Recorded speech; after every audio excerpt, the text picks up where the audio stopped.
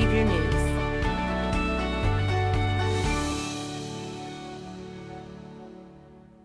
From the Xavier University. Good afternoon, everyone. Today is January 26th. My name is Rhea Franklin. And my name is Owen Gorsuch. Welcome back to Xavier News.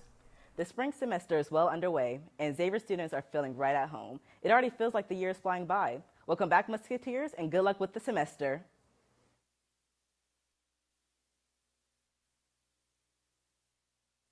This announced the news in a video posted to Twitter, in which he endorses former President Donald Trump.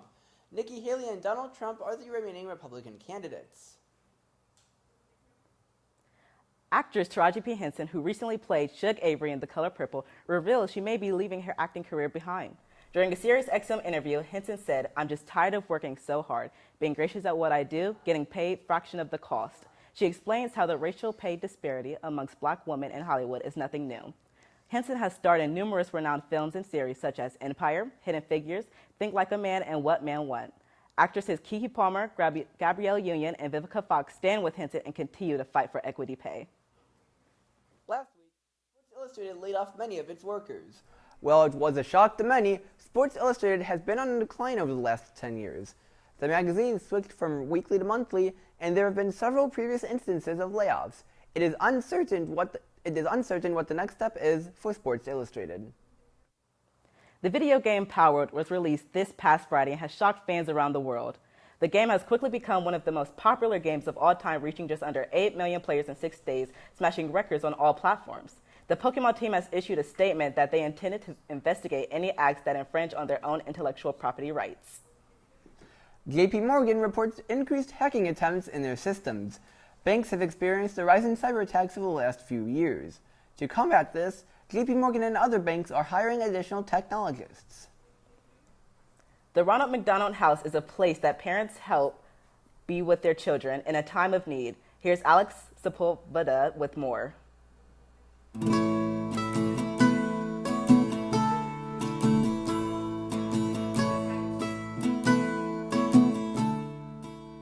The Ronald McDonald House is a wonderful facility that houses families that are here in Cincinnati for medical treatment for their children. Yeah, we really try very hard to make this a home away from home for families that are here for weeks or months at a time. So one of the activities we do is serve meals. So we serve brunch or lunch and dinner every day for families to make sure they're well fed with nutritional food. But we also have entertaining and fun activities throughout the house to try to keep the siblings of the patients and the patients themselves with activities that keep their mind off of some of the more stressful things that they're going through. We have organized games and activities. We have outside performers come in for music therapy. We have art therapy. We have a lot of things that are intended to really engage the families and help them, have some normal childhood experiences while they're here.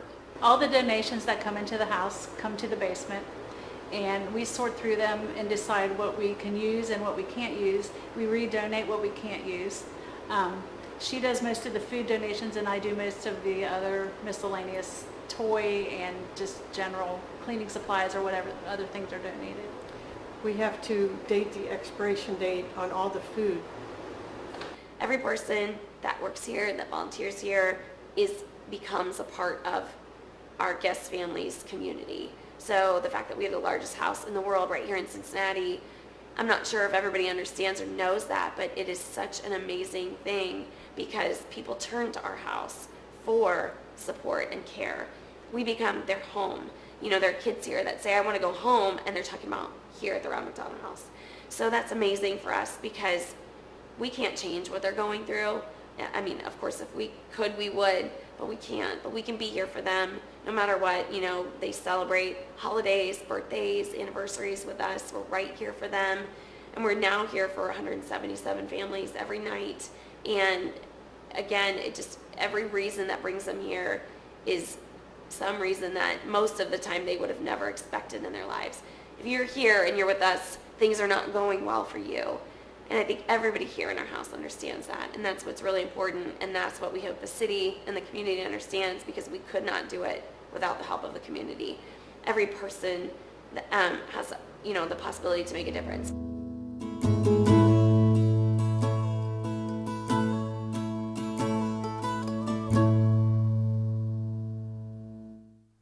The Oscar nominees were announced this week. Oppenheimer led the way with 13 nominations, followed by Poor Things with 11 and Killers of the Flower Moon with 10. Be sure to tune in on March 10th.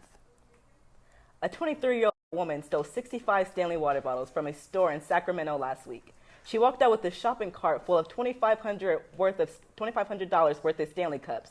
When workers tried to stop her, she refused to respond and proceeded to put the items in her car. Roseville police arrested her and posted on social media. While Stanley quenchers are all the rage, we strongly advise against turning to crime to fulfill your hydration habits. A medical miracle occurred to start off the new year. 21-year-old Mateus Faccio was out during New Year's Eve when a sharp pain suddenly formed in his head. The pain went away quickly, and Mateus simply believed he was hit by a stone. So he went about his business. A few days later, he began losing coordination of his arm and went to the hospital. The CT scan revealed that there was a 9mm bullet locked in his head for 4 days. Thankfully, the bullet was surgically removed, and Mateus is on his way to a full recovery. A New Year's means New Year's resolution. We asked Xavier students what some of their resolutions were. Let's take a look.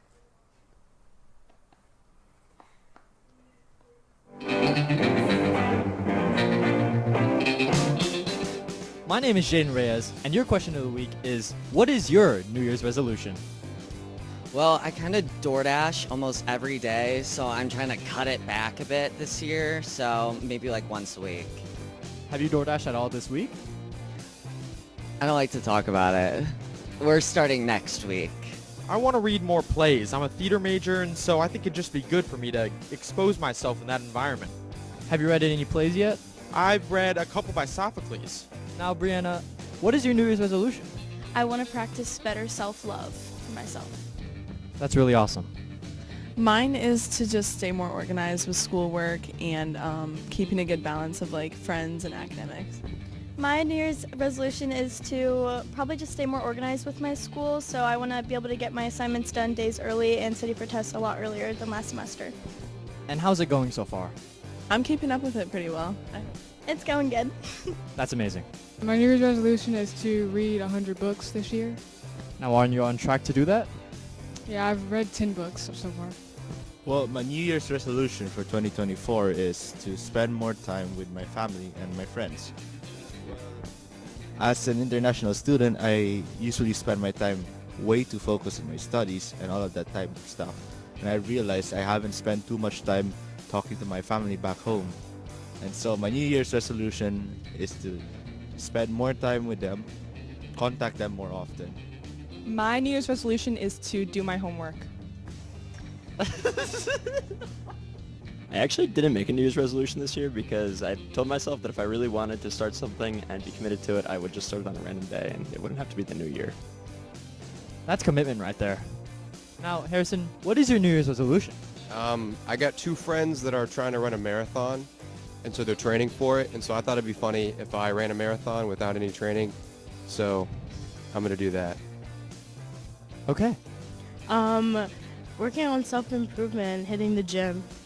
Have you hit the gym at all this week? Gone every single day. Finally get good at Warzone. I froze up. I couldn't.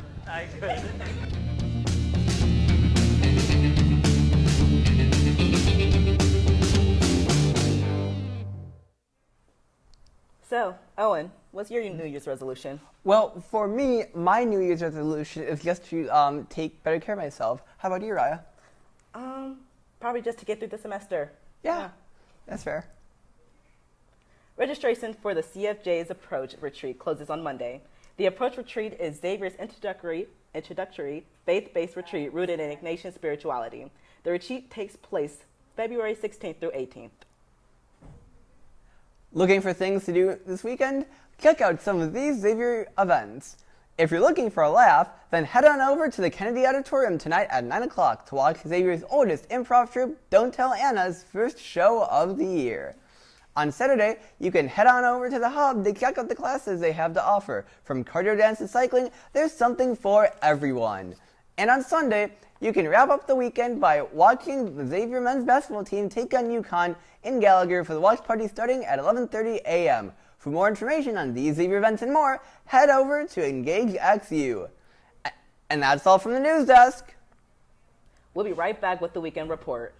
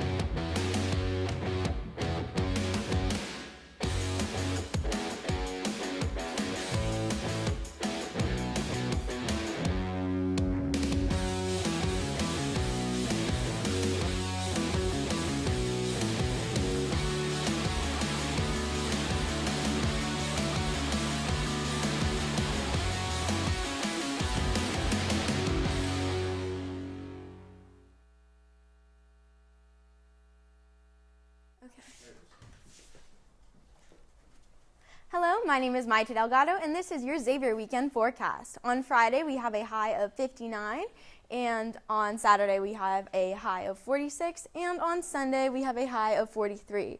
And that is it for our weekend weather forecast. We will be right back with sports after this break.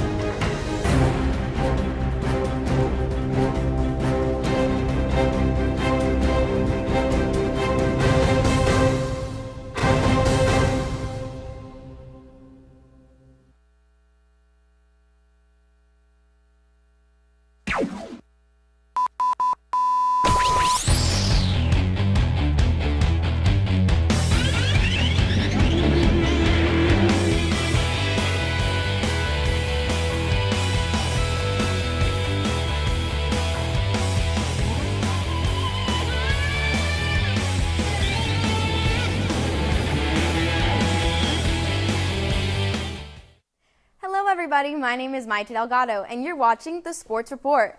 Another busy week for the sports here in the Tri-State, beginning with professional sports. While the Reds, Bengals, and FC Cincinnati seasons have come to an end, there will be plenty of off-season transactions over the coming months. And now to Xavier Sports. The men's basketball team fell short to number 17 ranked Creighton Blue Jays on Tuesday. They now head to Connecticut to take on the number 1 team UConn Huskies. Following the St. John's next Wednesday, their next 2 games are undoubtedly massive for the Muskies. The women's basketball team is still searching for their first Big East win in the season. They host Providence Saturday at 2 p.m. They currently sit at the bottom of the Big East with a 1-16 record. The men's tennis team opens up with a season 0-4 record, but travels across the Brent Spence Bridge to take on the Norse tomorrow at 4 p.m. The women's tennis team opened up with the season with a win against the Norse, but fell to the Boilermakers. The ladies host Yale at Toledo this weekend, and last but not least, the swim team travels to North to face the Miami Redhawks before competing in the Big East tournament at the end of this month. Well, that's a wrap for the Sports Report. This week, go Ags!